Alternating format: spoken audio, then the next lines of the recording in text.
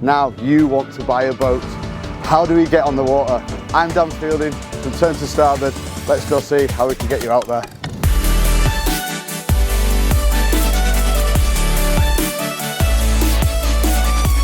Okay, so the first thing we've got to think about is budget, right? And what can we get? Now, Chris, who's just behind this camera, has kindly brought his little Stag 28 over that he got for 8 grand. It's just here. No, keep going, Chris. Let's show me your boat.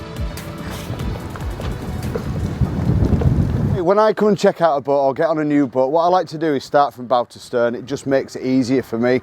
And looking right at the bow, have we got a space for an anchor, our bow roller? What does that look like? What anchor have we got that's coming with it? Is it enough for our needs? Does it have an anchor well? All those little bits that we need to check out. So let's have a look in here. We've got a nice deep anchor well for Chris's anchor. And look at this bad boy. He's not messed about with this nice big anchor that he's got set here with a lot of chain. Okay, really important for safety on coastal sailing, and if you just want to go have a nice night somewhere where no one else is.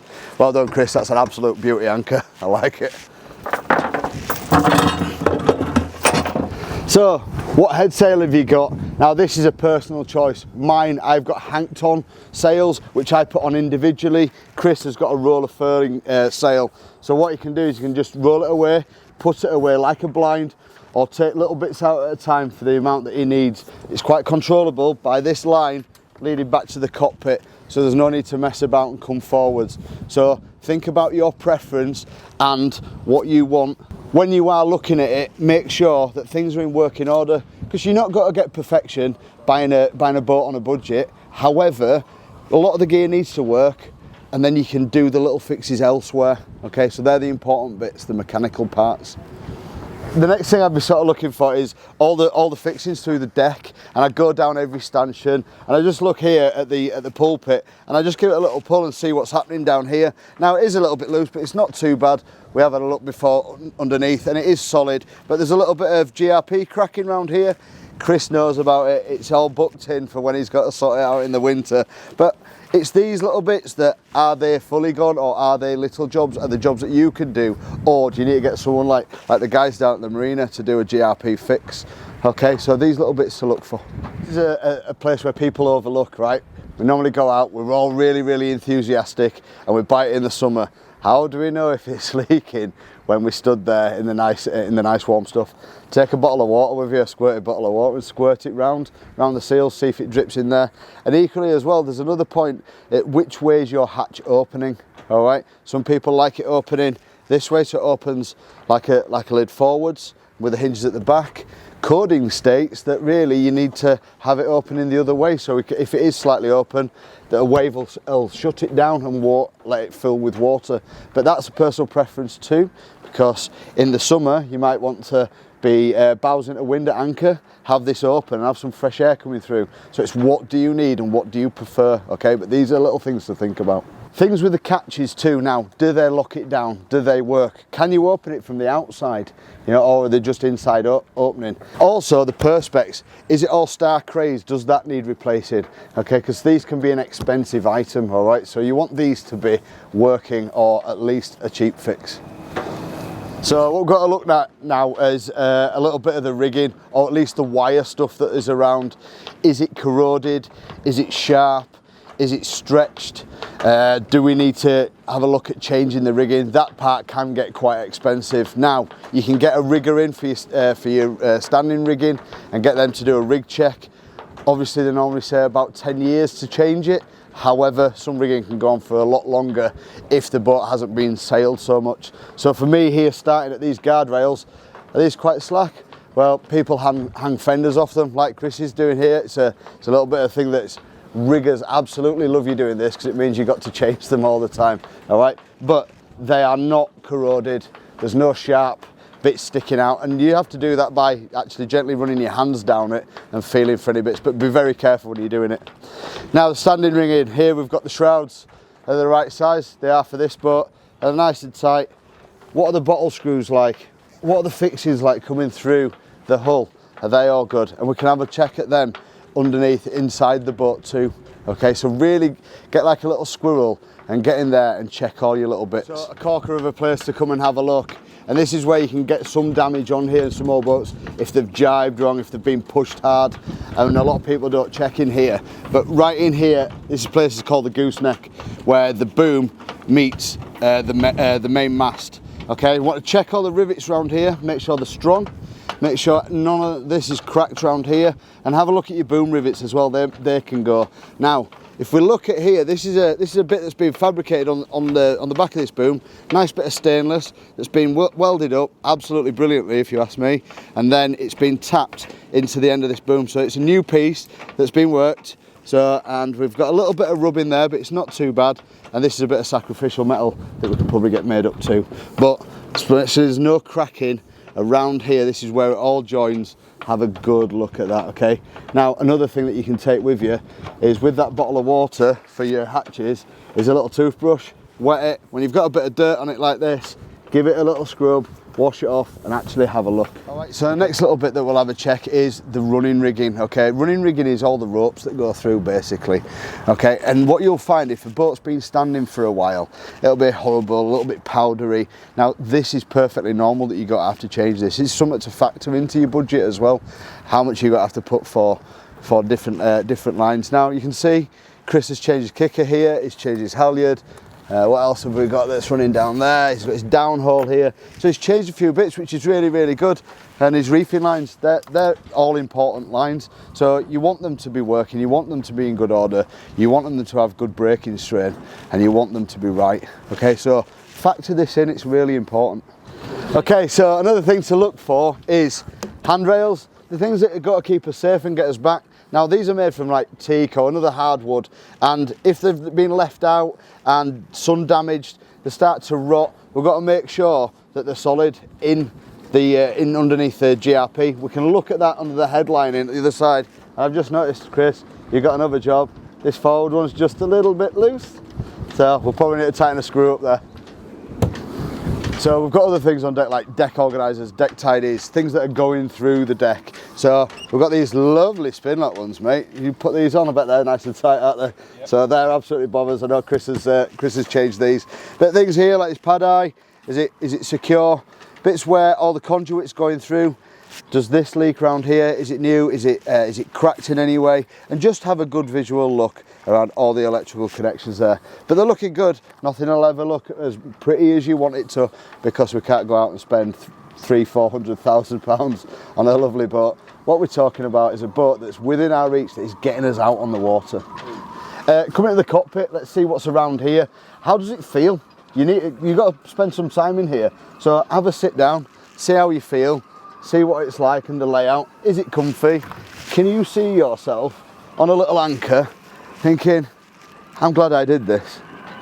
So for those eagle-eyed amongst you, you'll see that I'm sat on a boat with a tiller. Okay, now there's benefits of having a tiller. One sat here like this, it's up and out of the way. Okay, we've tied it up here. Let's just go for the goods and bads, really. If you untie this, it's out of the way, ready to go sailing. And with a tiller, we steer opposite ways. So if I want to go to port, I put it on starboard side. If I want to go to starboard, I put it on port side. Now that can confuse some people and they don't like it. I love it, it's how it is. Also with a tiller, what I can do is I can actually stick it between my legs. I can use the lines, I can play with the sheet, and I can also steer while I'm doing things. So it's a little bit hands-free. With a tiller, for me, I'm very, very in touch with the water. It's straight down to my rudder. I can feel everything that's going on there. Also, if the boat is getting overpowered, it's telling me really early. If I'm sat here holding the tiller high, it means I've got too much main up, too much sail up, and I need to look at reefing, which, by the way, they'll be coming soon. We've got to show you how to do that. Now, with a wheel, I'll talk about those. With a wheel, you're not as in touch with the rudder, for me, and there's a lot of things that go through, the quadrants, the lines, the chains that are on there, and a few more things to go wrong. However, with a wheel, you can hold the boat a little bit longer in a breeze. It is a little bit easier on your arms. When you want to turn to port, you steer to port. When you want to turn to starboard, you turn to starboard, which is a great charity, by the way, I might add as I'm in here. So For me, I'm tiller, but what I really want to know in these comments below is which one are you? Are you a wheel person or are you a tiller person? And tell me why too. But what else is there? You know, have we got stowage? Yeah, have we got an outboard well? Do we need to put an outboard on the boat? Is it an engine, internal engine boat? Now, cockpit lockers, we need to store things like fenders. Is it deep enough? Have we got enough space? Now, these on Chris's boat, even though she's a little 28-foot boat, I absolutely adore this boat. You've got nice deep storage, you can get stuff, put it away, and then it keeps this area clear and everything's stored away, all right? Gas locker, have we got a nice safe gas locker? Now in here, I know Chris has here, and does it drain overboard? Because that's what you want it to do. You want all that gas, if it does escape, to drain away, not go straight through into your boat where that can be really dangerous. So really, really check that out. A lot of old boats are just straight into the bilges. You don't want gas going in there, you want it sealed, okay? So that's a good. Now, have I got stowage for my winch handles? Yes, it's there. If you haven't, it's no dramas, you can add it. Is it where I want them to be? Probably not, maybe not. You might sail different to someone else. That's okay, but just have it ticking over in your head. Now, winches. Have we got good winches on here? Now, there's two different types of winches here on Chris's boat. There is one up here and one down here. Can you tell me the difference between them and which one would you prefer to have? That's another little commenter. But are the winches working? Do they need replacing? Or do they need servicing? That's something you'll need to learn to do if you don't want to be paying out for a lot of things too, is servicing your own winches. And are they in the right place? Do you want some more for you? What are you going to have to add to this? Or not? Okay, but there's just everything in your mind. Question it that way. Also on here, what we've got is we've got the jammers where all the lines are led back to this winch that controls them, and we can lock the lines off in the position that we want. Now, I know that Chris installed these two jammers here because he wanted to lead more things back to the cockpit for how he likes to sail. Now, he won't mind me saying this, he's quite a novice sailor, is Chris, and he's not massively boat savvy, but he was able to fit some jammers and get the boat just how he's liking it at the minute. Things will change though, I would have thought. Right, so we've had a really good look outside and we know what we're looking at out here. There's a million other things that we could probably go into, but we're not right now. It's for a later video. Let's go downstairs. I'm quite excited to show you this place. So we've come below decks and I'm really, really grateful to you, Chris, behind the camera for bringing this little boat and letting us have a little chat about this. And I really, really like it. But what's really, really important is that the boat feels right to you, okay? Because you've got to be spending time on it. Is it big enough for your needs? Can you sit there and relax? How does it feel? And you've got to go with your feelings. We do buy a lot of boats with our hearts. We've got to talk about head later, all right? But does it feel right? Has it got that layout? This is a really big one, especially for Chris. Not so much for me because I'm a lot shorter. I'm about 5'8" at a push, and I am 5'8", honest, I promise. But Chris is 6'1". Gareth's a little bit bigger. But look, it's headroom. Headroom's sort of important to a lot of people, especially you taller people out there. It's not massively important to me because, like I said before, I'm vertically challenged, a lot less challenged than everyone else. So, do I have enough room to move around in, and is it good for me? Okay, so that is really, really important. Layout now, if you look on this layout, this is like a long galley layout here. A lot of the times the galley is an L shape in a corner. Some people like that to wedge themselves in and everything that way and have more berth space. Chris really loves this layout. He likes to stand here and be able to cook and have this space. Is it right for you? Hey, you've got to find that out for yourself. For me, this is a selling point on every boat. I bought my boat pretty much on the layout of its chart table. I liked the boat. There was a lot more to it, but when I went down below, I fell in love with the chart table area. And Chris, for this nice little boat that he's got, has got an amazing little setup here. You can sit down, you can put folios in this table here. You can lay out the charts on here. You can lay out, look, he's come over this morning, he's even written things down. I think it's because I was getting on. All right, but we'll see. I'm going to check his tidal curve out later. But he's got a lovely little setup. He's put a tablet up here. He's got a VHF radio. He's got his different little readouts here. It's just a great little place to sit at sea and navigate or plan on an anchor to then get home. In here in this little cubby, there's a good size heads. For those that don't know what heads is, it's a toilet on a boat. Okay, so you can keep all this stuff in there and have a nice wash on a morning and go to the lavatory in peace. Here is the engine bay, but we're looking here, it's got a lovely beater engine. Now, we don't have to go into all the servicing and things like that, but for you, when you get on the boat and you're checking it out, why don't you just do a normal daily engine check? That will give you a good idea what that engine is like.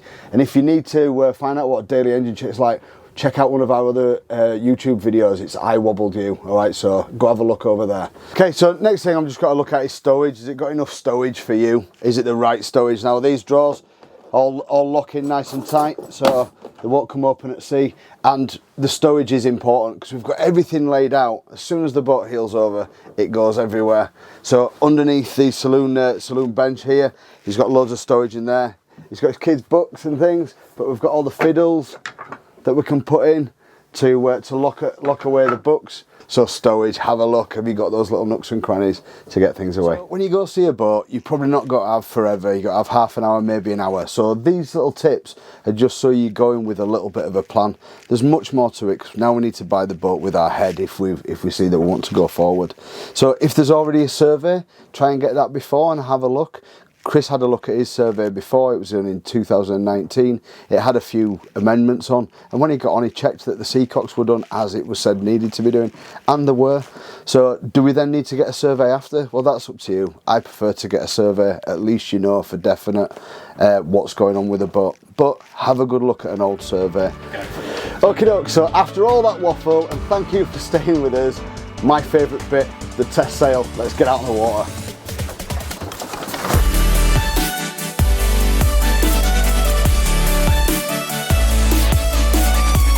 So here we are, we're out, we're on Chris's boat, like you saw us coming down the river. We've come down under engine. What we did as we came down, we were listening to it, making sure that it wasn't misfiring, it felt good, the water was running out of it, and just in that great feeling of it, put it into reverse. Actually we're reversed out, so we know that the prop's working.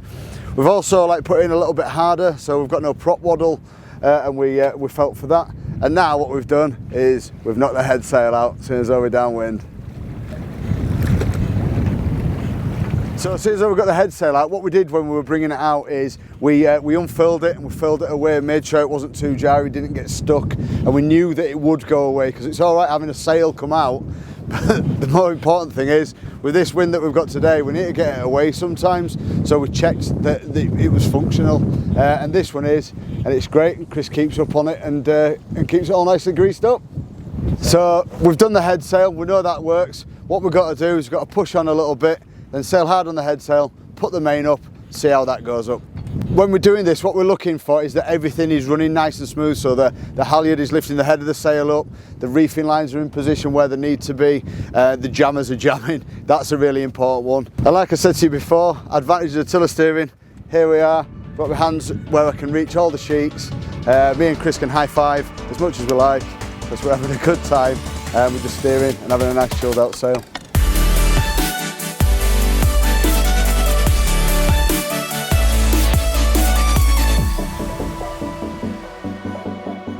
So now what we've done is we've got the main up. That looks nice. We've actually set a couple of reefs, because even though it looks nice and bright, it's a bit of a windy day, but the reefs are working. Me and Chris are working well on the boat. We're having a lovely little sail. So right now what we've got to do is put the camera away and go for a sail. See you on the water. Stay frosty.